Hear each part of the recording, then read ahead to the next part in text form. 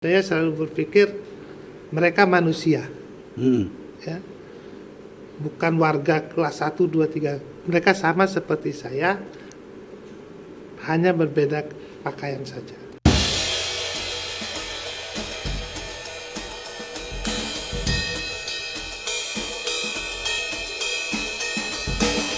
Selamat datang di Case Clears, Pak. Siap.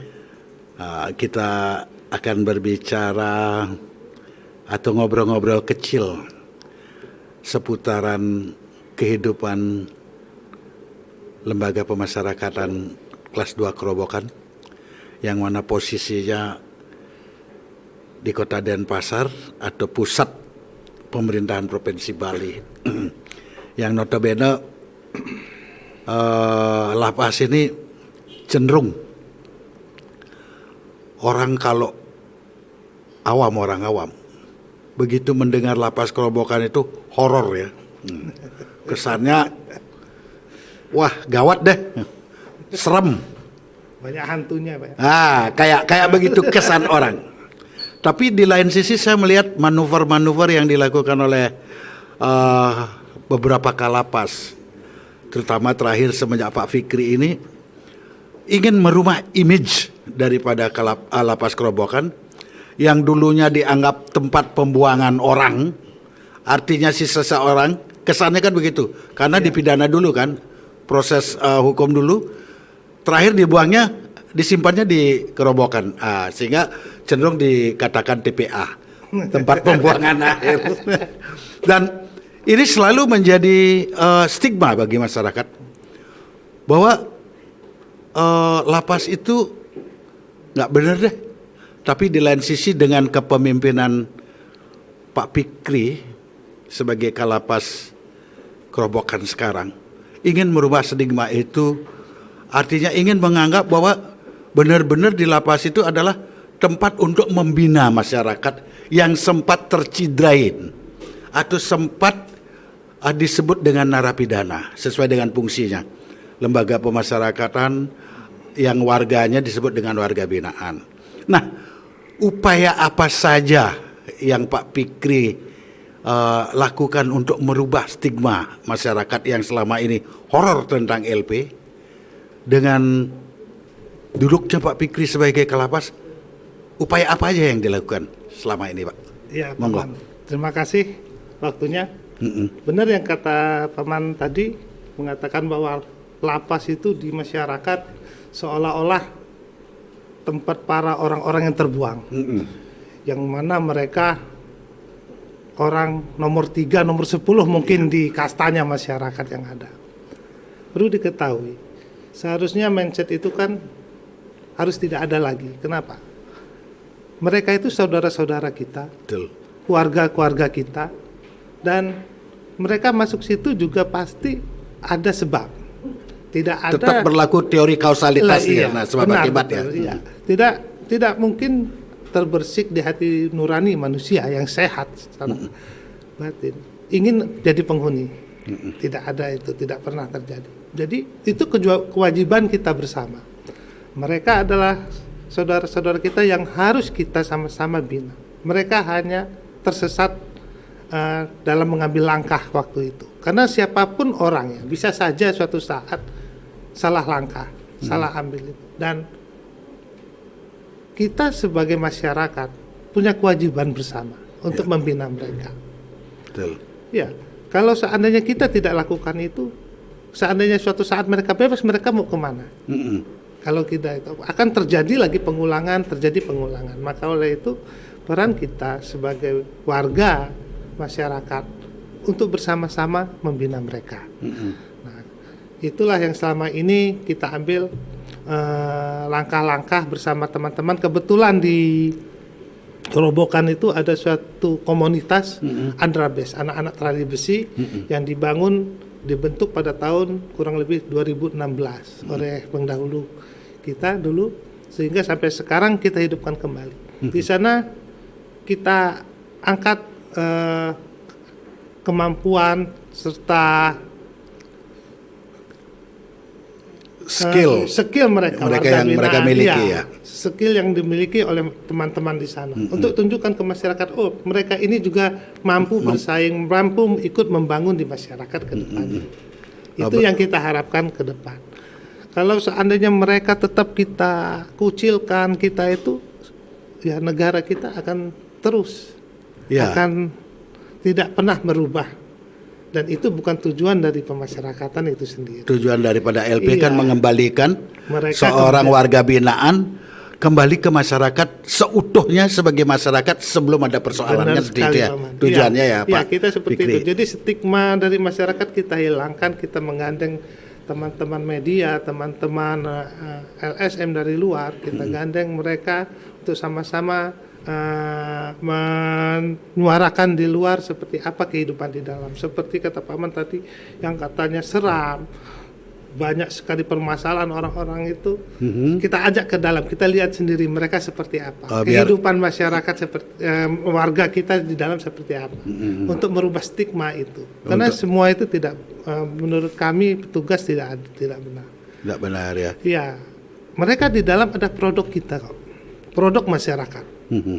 Masyarakat di dalam itu produk dari masyarakat yang ada di luar.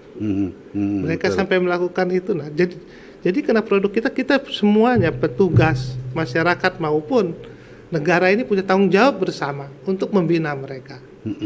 Tidak bisa hanya petugas lapas saja, tidak akan mampu. Karena akan saling berkesinambungan antara narapidana, masyarakat, sama petugas maupun pemerintah daerah. Akan saling berkolaborasi dalam rangka membina mereka. Iya, karena mereka itu juga warga negara atau bangsa kita sendiri, saudara kita sendiri. Pada akhirnya dia akan kembali ke masyarakat. Kembali ke masyarakat, kalau dia tetap dikucilkan, ya kapan baiknya mereka akan mengulang lagi secara psikologi. Iya. Pak Fikri, sebelum di Kerobokan, lapas Kerobokan, Pak Fikri di mana sebelumnya? Saya sempat terakhir di lapas super maksimum Karanganyar, Nusa Kambangan. Nusa Kambangan. Apalagi ini, lebih serem lagi image-nya ini. Nah, kehadiran Pak Fikri sebagai mantan orang dari Karanganyar atau NK lah istilahnya ya, Nusa Kambangan, mempunyai pengaruh nggak begitu masuk ke lapas Kerobokan terhadap warga binaan? Wah, ini pasti galak nih, mantan Nusa Kambangan. Ada nggak stigma atau anggapan seperti itu dari masyarakat warga binaan? Kalau dari warga binaan mungkin waktu pertama kali masuk mungkin ya. Tapi kan saya menempatkan diri di posisinya Pak Man. Waktu saya harus dihadapkan dengan narapidana super maksimum, saya akan tegak sebagai petugas super maksimum dengan aturan-aturan yang sudah ditetapkan ya. Begitu juga begitu kita masuk di lapas Kerobokan, ya kita akan dengan aturan-aturan yang emang diregulasikan buat lapas medium seperti lapas Kerobokan. Berarti Pak Fikri kayak artis ya, merubah posisi dalam situasi tertentu. Kalau di NK Nusa Kambangan perannya bukan antagonis, kalau di Kerobokan mungkin lebih antagonis ya. Kalau kita terapkan peran kita di sana di Kerobokan ya akan tidak bisa juga Pak, karena akan beda-beda situasi. Iya, tidak akan bisa dekat dengan Okta Pak kalau diterapkan dengan NK Pak. Dalam kaitan menyinggung Antrabes tadi, anak trali besi, saya sebenarnya secara pribadi bangga sekali dengan ini. Meskipun saya bukan warga binaan atau bukan karyawan pegawai LP atau Kumham, tapi dengan mendengar bahasa Antrabes, anak trali besi yang berkreativitas di bidang seni musik, hati saya terketuk. Nah, selain itu, saya juga berbangga dengan pejabat yang ada di sana atau petugas yang ada di sana merubah image dan lain sebagainya. Salah satunya Antrabes ini kan merubah image ini Pak, merubah image LP kan. Bagaimana pengelolaan, kan main musik bukan hanya mereka sekedar main jreng, kan ada hal-hal lain Pak, ada pengambilan gambar, ada recording. Bagaimana pengelolaan seperti itu Pak? Apakah full backup oleh lapas atau mereka berkreativitas mencari sendiri bagaimana biar itu terjadi. Seperti apa, Pak? Iya, untuk Andra Base sendiri, Pak Man, bukan hanya untuk di musik saja.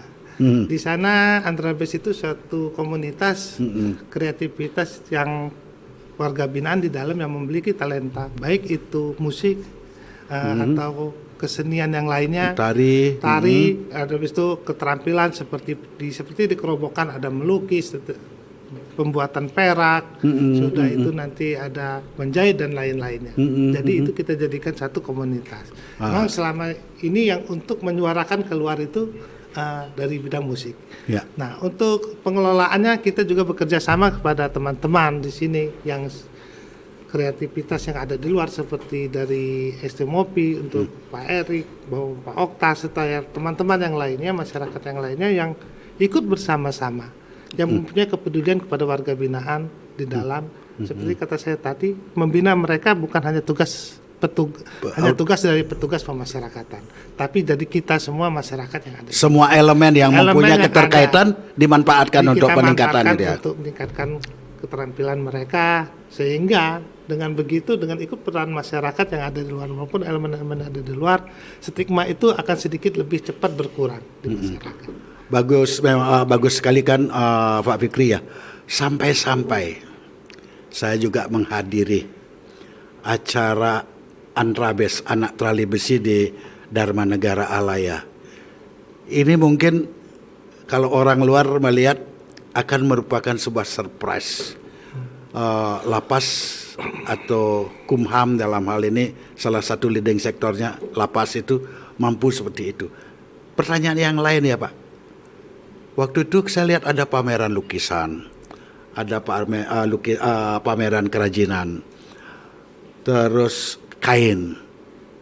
Selain musik ya, nari apa itu Aceh itu juga ada saya lihat ya. Saman dari LPP. Dari Saman itu dah, karena saya nonton.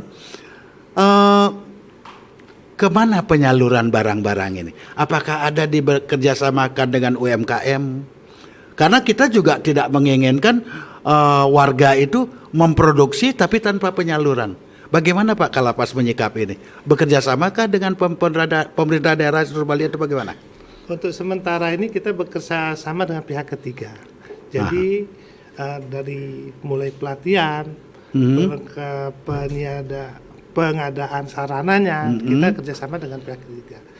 Dan kita hanya menyiapkan tempat sama warga binaan yang ada, dan dilatih untuk situ. Karena emang tujuan kita memberikan keterampilan kepada warga binaan. Itu tujuan utama kita. Ya. Sehingga nanti mereka bebas keluar, mereka sudah memiliki keahlian untuk bisa dikembangkan di luar lebih baik ya. Untuk minimal menghidupi mereka sendiri. Tujuan kita ke sana. Jadi tujuan kita sebanyak-banyaknya melatih warga binaan yang ada, sehingga mempunyai suatu keahlian yang dimana akan menjadi bekal mereka apabila sudah keluar lagi. Nah, terhadap barang yang sudah selesai, sudah jadi, selama dia masih di dalam, kita kerjasama, karena kita kerjasama dengan pihak ketiga, mereka sudah menampung hasil karya itu. Hasil karya. Ya, jadi warga binaan itu mendapatkan premi. Istilahnya premi. Ya, upah sesuai dengan hasil apa yang dia kerjakan. Ya. Ada sistem pembagian Pak? Iya, sesuai pembagian hasil dari misalnya dari suatu barang dengan harga 1.000, sekian persennya untuk premi warga binaan dari keuntungannya. Seperti sekarang ini, saya sering waktu masih dulu sempat jadi pengacara, sekarang udah terpinggirkan. Sering saya ke lapas zaman dulu. Seharusnya sekarang main lagi ke lapas. Pingin Pak, dengan Pak Fikri di sana, saya sangat berharap untuk datang. Kita ngopi bareng. Tapi tergantung Oktav sama Erik S. Bupvi ya. Sampai hilang, begitu saya ngomong Erik kok pertanyaan saya hilang ya. Tapi akan saya coba mengulas kembali. Dulu kalau saya ke lapas, tapi perbedaannya setelah saya terakhir ke lapas itu kalau tidak salah 3-4 bulan yang lalu Pak. Dengan lapas kondisi tahun 99, 2001 sangat jauh berbeda. sangat jauh berbeda. Kalau dulu orang itu berkunjung di satu tempat duduk di bawah. Sekarang saya sudah ada. Dan pengelolaan warga sangat tertib. Komunikasi by phone kayak di luar ya. Kalau dulu berjejal, Pak. Pertanyaan saya, bila ini ada seorang warga binaan berulang tahun, kan biasanya mereka juga ingin berbagi dengan sesama warga binaan. Seperti apa Pak menyikapi? Apakah Pak mempunyai ide-ide tersendiri? Umpamanya mereka, Pak Kalapas, mohon maaf ini saya minta izin, saya ulang tahun, saya mau bagi-bagi nasi kotak atau apalah, kue atau apa. Kan biasanya lapor ini Pak. Apakah ada ide-ide susipan yang Pak inginkan umpamanya? Oh jangan dong begitu, kita buat seperti ini. Ada nggak Pak berinisiasi seperti itu kepada warga? Iya, hal-hal itu biasanya pas di lapangan, pas itu ide-ide itu akan muncul sendirinya. Muncul dengan sendirinya ya. Dan hal itu biasanya kita akan fasilitasi dalam konteks dengan SOP yang ada, dengan aturan yang ada. Tetap kita walaupun hal itu kita kasih kebijakan, tapi protap tetap harus protokoler kan harus jalan ya. Karena jangan sampai dengan masuk baik itu akan menimbulkan masalah di belakangnya. Itu yang kita lakukan ke teman-teman di dalam. Dan setiap saat minimal kita ajak komunikasi mereka. Ya, setiap kita mengambil satu langkah minimal kita ajak mereka apa yang mereka inginkan, biasanya mereka menyampaikan. Ya kita lihat dulu ada dampak negatifnya atau tidak. Selagi itu masih dapat ditoleransi dan itu bisa untuk kebaikan bersama, kita akan lakukan. Berarti tetap boleh, tetap diizinkan, tapi SOP tetap jalan. Bahkan mungkin memberikan masukan. Contoh ini, sekarang ada orang ulang tahun pas Lebaran, kan mungkin bisa diganti hadiah ulang tahunnya dari nasi kotak dengan potong kambing, potong sapi. Nah, yang begini kan menarik. Nah, ini sebenarnya pola-pola atau upaya yang dibuat untuk memanusiawikan para warga kan sebenarnya, untuk mengembalikan harga dirinya, bahwa dia hidup ini walaupun terkurung oleh tembok tinggi, tapi di dalam itu dia harus mempunyai image, saya ini bebas, saya ini boleh melakukan yang wajar dan benar menurut aturan. Yang terkurung kan hanya badannya, betul. pikiran ide semuanya silakan. Karena itu memang tidak bisa kita batasi. Benar. Dengan kegiatan-kegiatan seperti itu, kita mengetahui bahwa Lapas Kerobokan ini sering dan dari dulu sudah saya lihat over capacity atau penghuninya lebih besar daripada ketentuan yang berlaku. Nah, seperti ini bagaimana Pak Kalapas menyikapi? Dan yang lebih menarik lagi satu Pak Fikri, Lapas Kerobokan itu dihuni bukan hanya oleh orang Bali atau orang Indonesia saja, orang mancanegara di sana. Dengan adanya orang mancanegara di sana, kalau kejadian yang negatif, ini mata dunia akan melihat. Dan ini sebenarnya pertaruhan bagi saya melihat seorang Pak Fikri. Kalau sukses di sini, akan menuju ke jenjang yang lebih baik ya. Kalau di sini gagal, dunia pun akan menghujat. Apa sikap-sikap atau trik-trik yang dilakukan oleh Pak Fikri ini? Kalau kita bicara over kapasitas di lapas, seluruh Indonesia itu sudah over kapasitas. Apalagi di Bali. Di Bali ini dari 14 UPT pemasyarakatan, 11 UPPAS-nya itu semuanya over kapasitas. Dan UPT-nya kebetulan kapasitasnya sangat sedikit.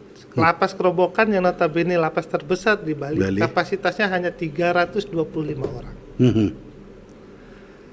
Kalau lapas-lapas yang lain lebih prihatin lagi, hanya kapasitas 40 rata-rata. 325 nyatanya kan 800-an Pak, bahkan ribuan. Isinya sampai terakhir 1.700 1.800 terakhir. Jadi kita langkah-langkah yang kami ambil selama saya setahun di sini, setahun setengah, kita mapping ke lapas-lapas yang ada di Bali. Lapas-lapas mana saja yang kapasitasnya masih memungkinkan Untuk disisipin atau ditransferin ya. Kita pemerataan isi sehingga selama 8 bulan terakhir ini kurang lebih 700 orang kita distribusikan ke lapas-lapas yang ada di Bali. Jadi tadinya saya datang ke sini isi lapas Kerobokan itu 1.600 sampai dengan 1.700 orang. Saat ini isi lapas Kerobokan itu tinggal 1.200. Itu yang pertama langkah kita ambil. Yang kedua, kita mengajukan kepada pimpinan, kepada Direktorat Jenderal Pemasyarakatan melalui kantor wilayah untuk revitalisasi lapas. Karena untuk memungkinkan membangun lapas baru untuk sekitar Denpasar maupun Badung itu tidak memungkinkan. Karena apa? Tidak ada lahan yang di satu tempat dengan luasan yang begitu besar ya. Besar.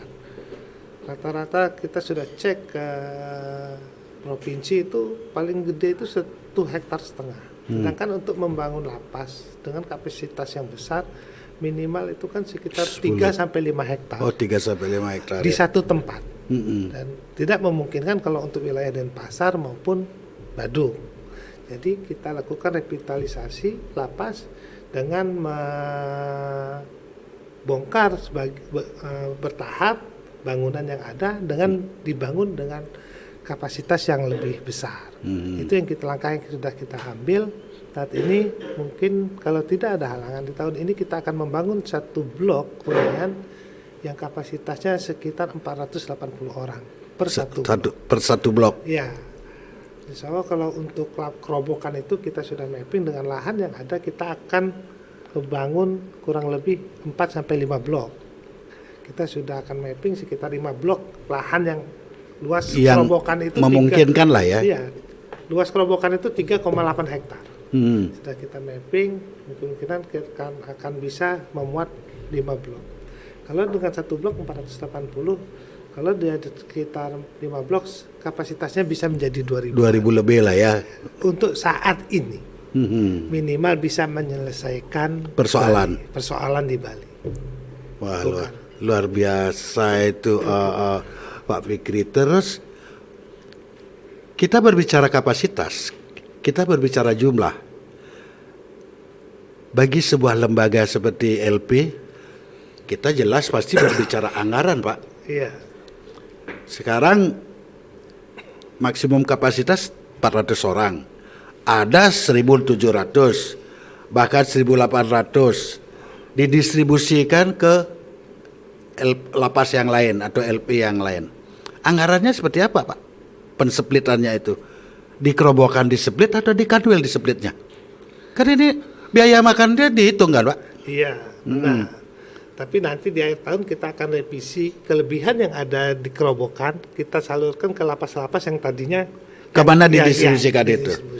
Berarti penganggaran terhadap warga binaan itu sesuai dengan jumlah yang diajukan lapas Kerobokan. Iya, sesuai dengan penghuni yang ada. Ya, itu dah, penghuni yang ada. Ya, misalnya di lapas Kerobokan hanya membutuhkan, hanya saat ini di anggaran kita ada 1.600 orang. Tapi karena sudah kita distribusikan ke lapas-lapas lain, penghuninya tinggal 1.200. Yang 400 orang ini kita akan distribusikan ke lapas-lapas yang emang tadinya menerima distribusi dari Kerobokan. Dari Kerobokan itu ya. Iya. Berapa anggaran per orang, Pak, makannya? Cukup besar, Pak. Besar ya? 1,9 miliar per orang. Tapi nolnya gelinding, Pak. Oh gitu. Nolnya gelinding ya? Gelinding. Berapa gelindingnya? 19.000 per orang. Sebelum potong pajak, kalau kita potong pajak kurang lebih sekitar 17.000-an. Per orang per hari makan 3 kali. Hanya 17.000? 17.000. 16.900 tepatnya. Kemarin saya cek 16.900 itu makan 3 kali. Makan 3 kali, berarti satu kali makan 5.000 ya? 5.000 kurang lebih. Kurang lebih ya? Iya, cukup es teh manis kalau kita di luar. Iya, nasi jenggo juga ada cukup itu dengan aqua. Nah, dengan kondisi seperti ini, keuangan bangsa dan negara kita dan anggaran yang ada di subsektor lapas ini, pernah tidak dikoreksi atau dikritisi oleh warga yang bukan warga negara Indonesia? Atau pertanyaan saya lupa, berapa konsulat yang pernah ketemu dengan Pak Fikri selama menjabat di Lapas Kerobokan? Berapa Ya. konsul? Nggak bisa dihitung. Ada saya dihitung. biasa ngobrol sama itu, jadi tidak. Ya gitu ya. Ya. Dikomunikasikan enggak? Kalau kita bandingkan dengan lapas mereka. Kalau Yang saya lihat di film nih. Ya, ini saya potong aja. Itu kebijakan penganggaran kan kebijakan politik, Pak. Oh betul, betul. Saya paham itu. Saya paham itu. Maksud saya, tapi yang menerima, kalau ada yang menghujat, pasti ke lapas yang ditegur Ya. sama orang lain kan, sama konsul katakanlah begitu. Pak Kalapas, kok tidak manusiawi atau tidak, pernah nggak ada ya bahasa seperti itu? Alhamdulillah tidak ada. Tidak Karena ada ya? emang tetap kita berikan yang terbaik buat saudara-saudara kita. Mm-mm. Saya selalu dimanapun saya ditugaskan, saya selalu berpikir mereka manusia, ya, bukan warga kelas 1, 2, 3. Mereka sama seperti saya, hanya berbeda pakaian saja. Ya. Jadi apa yang saya berikan ke mereka harus sesuai dengan harkat mereka sebagai manusia. Ya. Contoh, Pak, kalau saya kasih makan ke mereka, makanan itu saya juga harus bisa makan. Ya. Karena ini dulu stigma, Iya. Pak. Iya. Dulu kesannya. Mohon maaf. Kalau dulu dianggap makanan yang diberikan kepada para warga bahkan diidentikan dengan makanan. Iya. Ini Ya, kita ada terima. lagunya, kan ada lagunya, Iya. ada lagunya. Iya. Masuk kurus, masuk gemuk, keluar kurus, kurus. makanya nasi jagung. Ah, Itu kan zaman dulu, Pak. Ya, itu. Kita jangan bicara masa lalu, kan? Iya. Kita akan Iya. selalu bicara masa depan. Betul. Itu kan artinya tempat sempat terstigma seperti itu. Iya. Nah, yang ini yang saya maksudkan, ada nggak koreksi-koreksi semacam ini selama Pak Fikri menjabat 1,5 tahun dari karena yang saya lihat Iya. warga Inggris ada, warga Amerika ada, maybe all over the world ya, Iya. dari warga seluruh dunia ada. Ada nggak mereka mengkritisi yang begitu? Tidak, Tidak ada. tidak sampai ya. Sampai saya tahun 6 bulan di sini, dari baik itu warga asing maupun warga kita sendiri, untuk dari makan mereka tidak pernah ada koreksi, ya.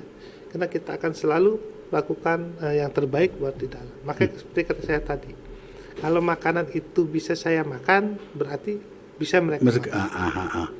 Tolak ukurnya begitu. Itu yang Ukuran saya diri sendiri ya? Kita ukur, saya seperti dengan teman-teman petugas yang di lapangan, makanan yang diberikan, makanan itu bisa kalian makan. Kalau kalian saja tidak berani makan, apalagi mereka. Jadi berikan yang terbaik buat teman-teman dengan kondisi yang ada. Tapi dari segi kelayakan, mungkin saat ini sudah cukup layak lah. Iya. Cukup layak ya. Iya, Walaupun secara mungkin umum menilai anggaran begitu terlalu sangat Iya. kecil, sangat Karena kecil. kita bukan masakan matang, Pak. Kita bahan makanan yang kita berikan. Jadi kita tinggal olah dengan memberdayakan warga binaan. Oh, Maka that's jadi cukup untuk kalau lebih tidak, tapi cukuplah buat teman-teman. Mereka semua ya. Karena orang Indonesia ini kan, Pak, kalau perutnya kosong, Pak, riskan, Pak. Ya, betul. Iya, saya selalu berpikir gitu sama teman-teman. Kuncinya asal mereka kenyang, insya Allah lapas kondusif. Tetap tenang ya, tetap tenang ya. Jangankan di lapas kita aja, kalau bawaannya lapar aja, bawaannya mau marah. Marah aja. Iya, ngelihat oktab mau dimakan itu kan. Iya Pak. itu. Kalau Saya bahan sering lapar. juga melihat kalau lihat mukanya Otap kayak gitu, Iya. kayak mau nerekam aja. Tapi mungkin perasaan kita sama ini. Perasaan kita sama. Terus Pak Kalapas, overkapasitas penghuninya penduduk dunia atau sebagian dari dunia. Kualifikasi perbuatan melawan hukum yang mereka lakukan untuk saat ini. Setelah saya kan pernah mewawancara LP narkotika Bangli. Iya. Kan yang narkotik kan sekarang banyak ditransfer. Dulu saya tahu kerobokan itu hampir 70%-nya narkotika. Dan tidak pidana yang lain. Dulu nih, zaman saya masih jadi pengacara gitu. Sekarang ini kualifikasi jenis kejahatan yang dilakukan apa yang terbaik bagi orang asing, Pak, dulu? Saya tanyakan orang asing. Yang Bapak ingat, saya tahu Bapak tidak buat catatan, tapi Kalapas wajib tahu ini. Kalau secara untuk global. orang asing itu kan rata-rata perkara yang mereka lakukan itu pertama selain narkotika, skimming. Skimming. Iya, itu ditambah yang lain ya. Ada juga yang penganiayaan, ada yang lain. Tapi dominan di sana di narkotika dan skimming. ITE kesusilaan ada nggak? Ada tapi tidak banyak. Tidak banyak ya. Iya, hanya Persentasenya. beberapa. Iya. Kalau warga lokal?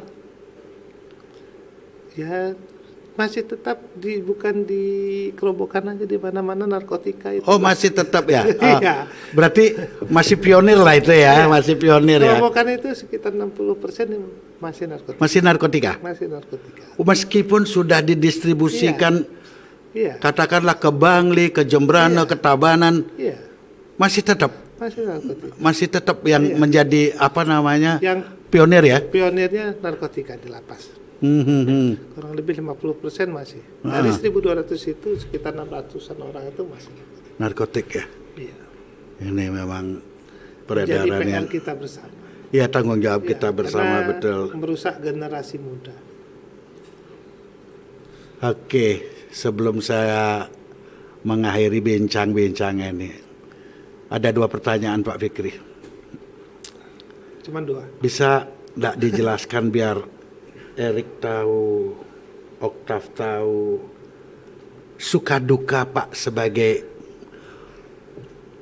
kalau orang Bali bilang betarayamanya sorga ini, penguasanya lembah neraka ini bagi ini, untuk apa suka dukanya Pak? Apa suka dukanya? Yang paling betul berkesan, menarik bagi Pak, atau yang tidak menarik sekalipun? Pekerjaan itu apabila kita sukai, kita cintai, kita pasti semuanya terasa ringan Pak, terasa mudah. Setiap permasalahan pasti ada, Ya. tapi bagaimana menyikapinya aja kalau saya. Jadi saya cintai itu pekerjaan saya. Jadi apapun permasalahan yang kita hadapi, tapi pasti ada jalan keluar. Ya. Ya, Saya setuju. gitu aja. Kalau untuk itu yang jadi kalau bicara suka duka, kata saya Karena suka Pak, aja, ya, senang aja di karena bawah. Pak Saya menikmati bisa, ya. iya menikmati karena di sini saya tidak kerja sendiri, ya kan begitu. Teamwork, ya. Ada teamwork, ada semua petugas keluarga di dalam, seluruh pegawai, seluruh warga binaan itu saya anggap keluarga saya. Begitu juga teman-teman di luar yang mendukung seperti teman-teman dari SMOP, Pak Erik dan teman-teman di luar banyak mensupport di dalam. Jadi kayaknya pekerjaan itu merasa lebih gampang, lebih ya? mudah, Lebih mudah, ya. cepat kita hadapi. Jadi ya kalau semua pekerjaan itu makan aja susah Pak, harus angkat tangan Pak. Ya betul, Iya. betul. Jadi tapi kalau kita nikmati semuanya jadi ringan, jadi mudah. menjadi lebih ringan ya, menikmati sekali pekerjaan itu sehingga tidak merasa terbebani dengan pekerjaan itu. Walaupun permasalahan ada Oh aja. pasti, itu pasti. Seperti Namanya kata pekerjaan. Pak Man pernah dulu beberapa kali di Iya, sana kan jadi pengacara di sana pasti ada. Tapi kalau kita bawa senang, kita hadapin aja ya. Ya kalau pusing-pusing sedikit biasa Pak, namanya orang hidup Pak. Iya betul, konjungtur. Pak Kalapas, Pak Fikri, saya pernah mendengar bahkan melihat sidangnya ya. Iya. Seorang sipir menjadi terdakwa, Iya. tersangka, terdakwa dan terpidana. Iya. Apakah zaman Pak Fikri ada yang begitu? Alhamdulillah tidak. Tidak ada. Tidak ada. Kalau Alhamdulillah Pak Fikri harapannya tidak ada Ya, sampai ke depannya. karena saya berharap Pak Fikri dari Kalapas Kerobokan ke depannya menuju karier yang lebih baik, Amin. lebih baik dan lebih baik.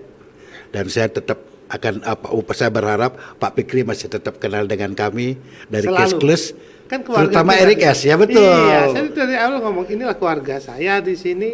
Tidak ada keluarga saya di sini, sebenarnya teman-teman yang ada di sini. Pertanyaan terakhir Pak, Ya, apa visi ke depan Pak Fikri terhadap Kerobokan atau lapas secara umum di Indonesia untuk lebih baik? Apa visinya?